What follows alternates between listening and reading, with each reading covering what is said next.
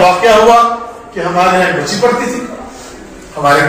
تو بچی ماشاءاللہ جب وہ بڑی سنجیدہ بچی تھی تو وہ جب چھٹیاں گھر گئی تو اس نے کہا کہ دیکھو یہ دسترخوان بچھا کے نہ کھانا کھانا سنت ہے، یہ سنت ہم گھر میں ماشاءاللہ جس نے سب کو قائم کیا اور دسترخوان بچھایا۔ 2-4 روز بعد وہ بیچاری مدرسے میں آ گئی تو کوئی پڑوسی آ گئی، اس نے کہا دیکھا، اس نے نئی بات دیکھی، کپڑا بچھایا ہوا ہے، کھانا کھا رہے زیادہ گوجری بولتے ہیں یوں کیا ہے، یوں صرف کہتا ہے بچی کا نام لیا تو ہمیں پڑھا نا مدرسہ میں واحد، اس نے کیوں اچھا ہاں بڑھ گیا نا واحد تک پتہ چلے نا بیٹا بیٹا چھپایا کہ اس کو چھپاؤ دفاع کرو ایسی مصیبت میں کھڑی نہ ہو جائے، انہوں نے سب چھپا دیا۔